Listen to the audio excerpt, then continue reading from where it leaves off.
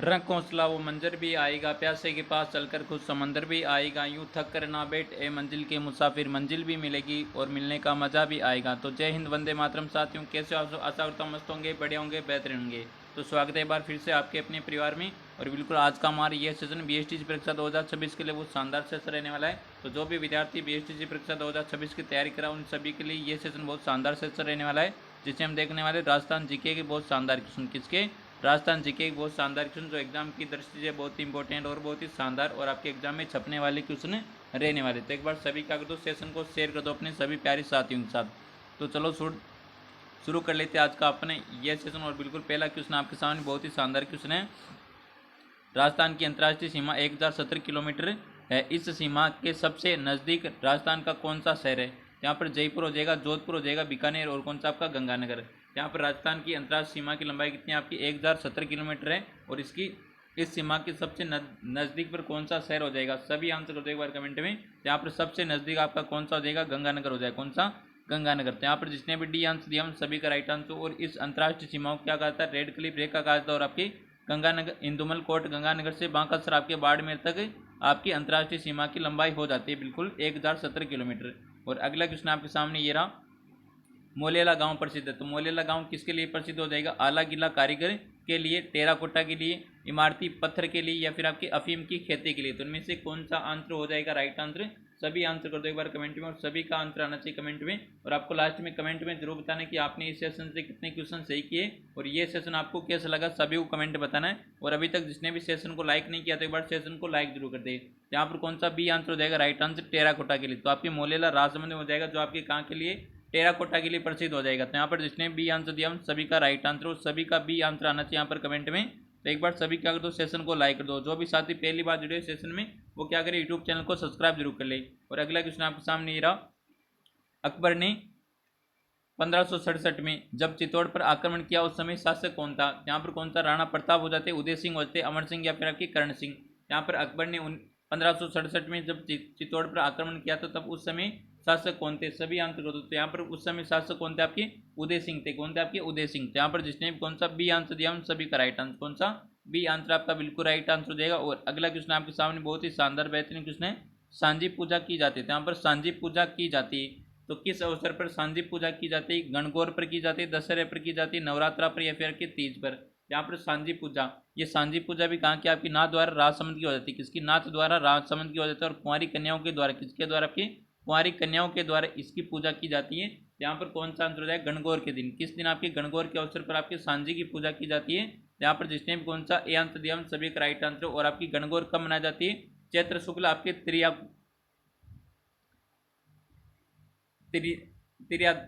तृतीया को ना, बिल्कुल यहाँ पर चैत्र शुक्ल तृतीया को बिल्कुल आपकी गणगौर मनाई जाती है। और अगला क्वेश्चन आपके सामने ये रहा, पृथ्वीराज रासो के अनुसार राजपूतों की उत्पत्ति हुई थी। आपके पृथ्वीराज रासो के अनुसार राजपूतों की उत्पत्ति किससे हुई थी? यहाँ पर कौन सा? अग्निकुंड से हो जाएगा, शकों से हो जाएगा, ब्राह्मणों से, या फिर आपके सीतिनों से। तो इनमें से कौन सा आंसर राइट आंसर हो जाएगा? सभी आंसर कर दो एक बार कमेंट में। यहाँ पर अग्निकुंड से हुई थी। और अग्निकुंड का सिद्धांत किसने दिया था? आपकी चंद्रबरदाई ने दिया था। किसने दिया था? कि चंद्रबरदाई ने दिया था। तो यहाँ पर जिसने भी ए आंसर दिया सभी का राइट आंसर। कौन सा? ए आंसर आपका बिल्कुल करेक्ट आंसर हो जाएगा। और अगला क्वेश्चन आपके सामने ये रहा, बहुत ही शानदार बेहतरीन क्वेश्चन है, जयसमंद। तो आपके जयसमंद से आगे पूर्व में कटा फटा टीलेनुमा एवं आपकी अनियमित धरातल पाया जाता है, उसे क्या कहा जाता है? जयसमंद बेसिन हो जाएगा, लसाड़ी का पठार हो जाएगा, उदयपुर बेसिन, या फिर आपकी गिरवा।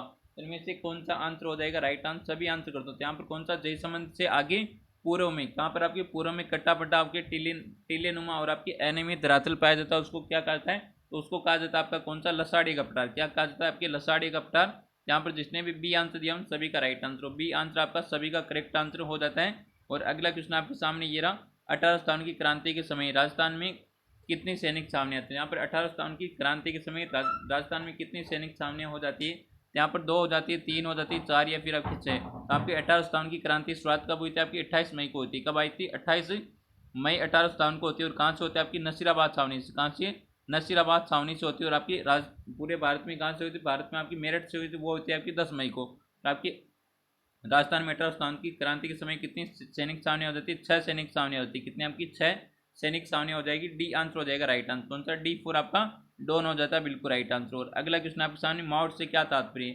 यहाँ पर माउट क्या होती है बताओ एक बार सभी। यहाँ पर शीतकालीन चक्रवातों द्वारा वर्षा हो जाती है और आपकी वर्षा ऋतु में बंगाल की खाड़ी से आने वाली मानसून से वर्षा, अरब सागरीय मानसूनों से वर्षा, या फिर मानसून प्रत्यावर्तन काल ऋतु में वर्षा। तो इनमें से कौन सा माउट क्या हो जाएगा भाई, सभी आंसर कर दो कमेंट में। माउट से सबसे ज्यादा फसल किस फसल को लाभ मिलता है, बिल्कुल आपकी गेहूं को मिलता है, सरसों को मिलता है और आपकी किसको, चने को मिलता है। इन तीन फसलों को सबसे ज्यादा गेहूं को मिलता है, फिर आपके सरसों, फिर आपकी कौन सी चना हो जाती है। यहाँ पर कौन सा आंसर हो जाएगा राइट आंसर आपका। यहाँ पर शीतकालीन चक्रवातों द्वारा जो वर्षा होती है उसको माउट कहा जाता है, बिल्कुल। यहाँ पर जिसने भी कौन सा ए आंसर दिया सभी का राइट आंसर। और बिल्कुल यहाँ पर शीत ऋतु में होने वाली वर्षा आपकी माउट कहलाती है, बिल्कुल। आपके सरसों, गेहूं और आपके चने को क्या मिलता है, बिल्कुल लाभ मिलता है इस माउट से। और अगला क्वेश्चन आपका नुपुर आभूषण है। तो आपके नुपुर आभूषण कहाँ पर पहना जाता है, हाथ में पहना जाता है, पैर में पहना जाता है, कलाई में, या फिर आपके गले में। यहाँ पर नुपुर आभूषण है कहाँ पर पहना जाता है, सभी आंसर कर दो। सभी का आंसर आना चाहिए कमेंट में, बहुत ही शानदार बेहतरीन क्वेश्चन है। यहाँ पर कौन सा आंसर हो जाएगा राइट आंसर। नुपुर आभूषण आपकी कहाँ पर हाथ में पहना जाता है, कहाँ पर आपके हाथ में पहना जाता है। तो यहाँ पर जिसने भी कौन सा ए आंसर दिया सभी का राइट आंसर। नुपुर आभूषण आपके हाथ का हो जाएगा। तो एक बार सभी क्या कर दो, सेशन को शेयर कर दो। और अभी तक जिसने भी यूट्यूब चैनल को सब्सक्राइब नहीं किया तो यूट्यूब चैनल को क्या करें, सब्सक्राइब जरूर कर देना शानदार तरीके से। और अगला क्वेश्चन आपके सामने रहा, राजस्थान में केंद्रीय भू संरक्षण बोर्ड कार्यालय स्थित है। आपके राजस्थान में केंद्रीय भू संरक्षण बोर्ड कहाँ पर स्थित हो जाता है, कोटा जोधपुर में हो जाएगा, जयपुर सीकर में, दौसा अलवर में, या फिर कोटा बारा में। यहाँ पर कौन सा आंसर हो जाएगा राइट आंसर। सभी आंसर कर दो एक बार कमेंट में कौन सा आंसर हो जाता है। और यहाँ पर सभी का आंसर आ रहा है बिल्कुल शानदार वाला, क्या बात है, ये आंसर हो जाएगा आपका। तो आपके राजस्थान में केंद्रीय भू संरक्षण बोर्ड का कार्यालय कहाँ पर, आपकी कोटा और आपकी जोधपुर में हो जाएगा। और अगला क्वेश्चन आपके सामने, कटारगढ़ प्रसिद्ध दुर्ग का अंग है। तो यहाँ पर कटारगढ़ किस प्रसिद्ध दुर्ग का अंग हो जाएगा। तो यहाँ पर कौन सा आपका चित्तौड़गढ़ का होता है, अचलगढ़ का होता है, और बदनौर, या फिर आपकी कुंभलगढ़। तो इनमें से कटारगढ़ को क्या कहता है, मेवाड़ की आंख कहा जाता है। क्या कहता है, मेवाड़ की आंख कहा जाता है। और बिल्कुल आपका अंत्य दुर्ग हो जाएगा। और आपकी कटारगढ़ में क्या होता है, बिल्कुल आपकी महाराणा प्रताप का जन्म होता है, कटारगढ़ के बादल महल में होता है जन्म। और आपकी कहाँ पर कुंभलगढ़ में हो जाएगा, कौन सा, मेवाड़ की आंख हो जाएगा और कुंभलगढ़ में हो जाएगा। कुंभलगढ़ के अंदर ये दुर्ग बना और इसे अंत्य दुर्ग कहा जाता है। क्या कि कौन सा दुर्ग कहा जाता है, आपकी अंत्य दुर्ग कहा जाता है। तो यहाँ पर जिसने भी डी आंसर दिया उन सभी का राइट आंसर। नेक्स्ट क्वेश्चन आपके सामने ये रहा, जयपुर। तो आपके जयपुर नगर की स्थापना हुई। यहाँ पर जयपुर नगर की स्थापना कब की गई, 18 नवंबर 1777 में, 28 नवंबर 1777 और 18 दिसंबर 1727, 18 नवंबर 1727, या फिर 18 नवंबर 1729। इनमें से कौन सा हो जाएगा। जयपुर नगर की स्थापना किसके द्वारा की जाती है, सभी आंसर कर दो कमेंट में, किसके द्वारा की जाती है। यहाँ पर कब की जाती है, आपकी 18 नवंबर 1727 को, 18 नवंबर 1727 को बिल्कुल आपकी जयपुर की स्थापना की जाती है। और किसके द्वारा की जाती है, सभी को कमेंट में बताना, किसके द्वारा की जाती है, सभी को क्या बताना, कमेंट में बताना है आंसर। और अगला क्वेश्चन आपके सामने, श्रीपंत किसका प्राचीन नाम था। यहाँ पर श्रीपंत किसका प्राचीन नाम हो जाएगा, धौलपुर का हो जाएगा, बयाना, नागौर, या फिर आपके जैसलमेर का। तो इनमें से कौन सा आंसर हो जाएगा राइट आंसर, श्रीपंत। तो श्रीपंत आपके बयाना भरतपुर का हो जाता है, किसका, आपके बयाना भरतपुर का प्राचीन नाम हो जाएगा, कौन सा, आपका श्रीपंत। यहाँ पर जिसने भी बी आंसर दिया उन सभी का राइट आंसर। नेक्स्ट क्वेश्चन आपके सामने ये रहा, राजस्थान का उच्च न्यायालय की खंडपीठ स्थापित है। यहाँ पर राजस्थान उच्च न्यायालय की खंडपीठ कहाँ पर स्थापित हो जाती है, जोधपुर में हो जाएगी, अजमेर में हो जाएगी, जयपुर में, या फिर आपकी अलवर में। यहाँ पर कौन सी आंसर हो जाएगा, कौन सा आंसर हो जाएगा राइट आंसर। सभी आंसर कर दो एक बार कमेंट में, बहुत ही शानदार बेहतरीन वाले क्वेश्चन है। यहाँ पर राजस्थान उच्च न्यायालय की खंडपीठ कहाँ पर हो जाती है। तो इसकी खंडपीठ हो जाती है आपकी कहाँ पर, जयपुर में। और आपकी मुख्य पीठ कहाँ पर, मुख्य पीठ आपकी जोधपुर में हो जाती है। और आपकी खंडपीठ आपकी कहाँ पर, जयपुर में। सी आंसर हो जाएगा बिल्कुल राइट आंसर। जिसने भी सी आंसर दिया उन सभी का राइट आंसर है। तो एक बार सभी क्या करो, सेशन को शेयर कर दो। और अभी तक जिसने भी सेशन को लाइक नहीं किया तो एक बार सेशन को लाइक जरूर करें। और आपको लास्ट में सभी रसगुल्लों को बताना कि आपने कितने क्वेश्चन सही किए, और बिल्कुल शानदार से बताने सभी को। और अगला क्वेश्चन, जगत शिरोमणि का मंदिर राजस्थान में कहाँ पर है। यहाँ पर जगत शिरोमणि का मंदिर कहाँ पर हो जाएगा, जयपुर में हो जाएगा, आमेर में हो जाएगा, अजमेर में, या फिर आपकी पुष्कर में। यहाँ पर कौन सा आंसर हो जाएगा राइट आंसर। सभी आंसर कर दो एक बार कमेंट में, कौन सा आंसर हो जाएगा। यहाँ पर जगत शिरोमणि का मंदिर कहाँ पर हो जाएगा। इसका निर्माण कनकावती ने करवाया था, राजा मान सिंह की पत्नी थी, और अपने पुत्र जगत सिंह की याद में करवाया था आपकी कनकावती ने। यहाँ पर कौन सा आंसर हो जाएगा, आमेर, जयपुर हो जाएगा। कहाँ पर आपकी जगत शिरोमणि मंदिर आपके कहाँ पर, आमेर, जयपुर में हो जाता है। तो यहाँ पर जिसने भी कौन सा बी आंसर दिया उन सभी का राइट आंसर। और इसका निर्माण किसने करवाया था, आपकी कनकावती ने करवाया था। किसने करवाया था, कनकावती ने करवाया था।